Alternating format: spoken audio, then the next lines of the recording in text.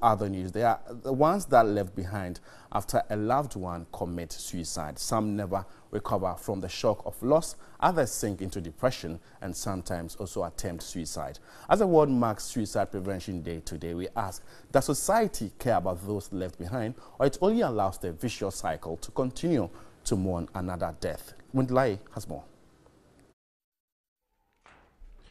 Suicide across the globe is regarded as bad death, a moral evil that brings shame and dishonor to family and community.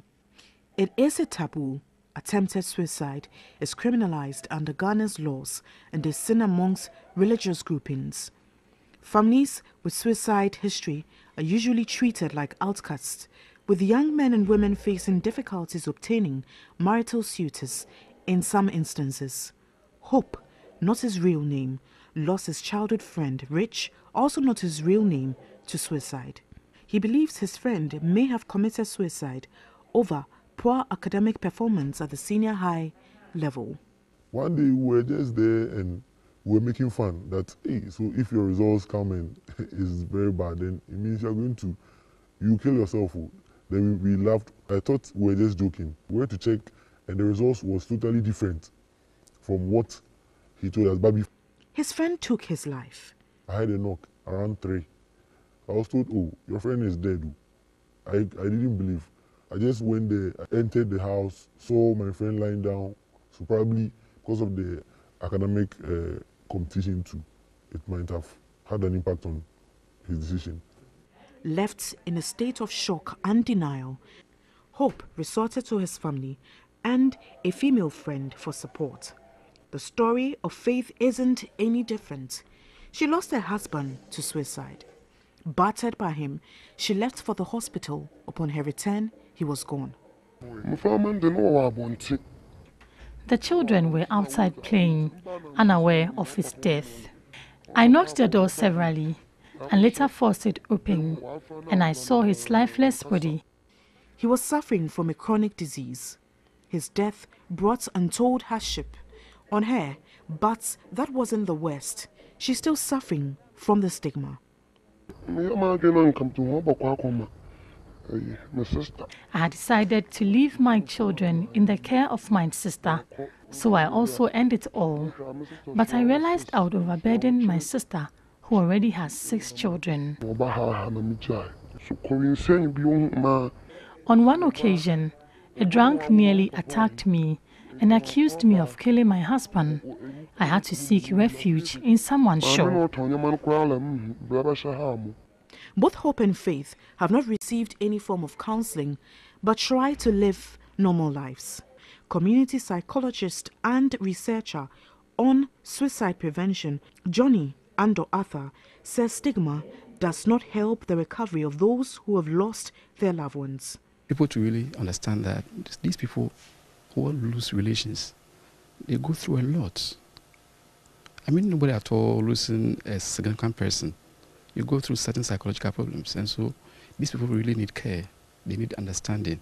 He admitted the country has not done much on a suicide prevention plan. We don't have any suicide prevention plan in Ghana. And without a plan, there's not much we can gain. These guidelines and policies really even highlight how the media should even broadcast suicide news. Sometimes we over-sensationalize it. It's as if they just want to sell the story, but they are not concerned about the very needs of these people. Checks with the Ghana Police Service reveal the service has no national statistics on suicide.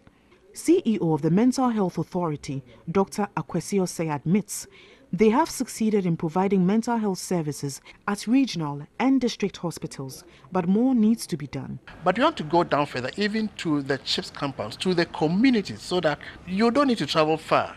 We have not got there yet. We are gradually getting there. But you require resources, human resources, financial resources. And we are trusting that in the next few years, we'll get there. What happens to those left behind? The police, as the homicide unit, they often may be the first or amongst the first to come into contact with this. So our linkage with them will then be for them to refer such people to us. For now, unfortunately, there is no such structure. We now need to put in place the structure. We need to meet with the police and together arrange how such situations will go on. He says in other jurisdictions there is a toll-free line dedicated for mental health, but laments the telcos in Ghana do not support it. A dedicated toll-free line. We've managed to get a line, but we are not announcing it yet because it's not been activated.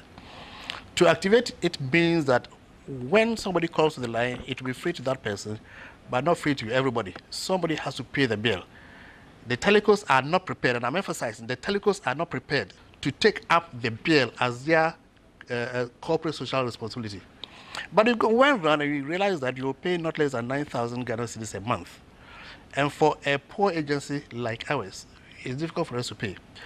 Globally, strengthening the capacity of countries, especially in developing nations, for early warning, risk reduction, and management of national and global health risk must be a priority, as stated in the Sustainable Development Goal 3. If you or someone you know is considering self-harm, please get help. Call the Mental Health Authority on 050 99 140 46. Wendy Laryea, TV3.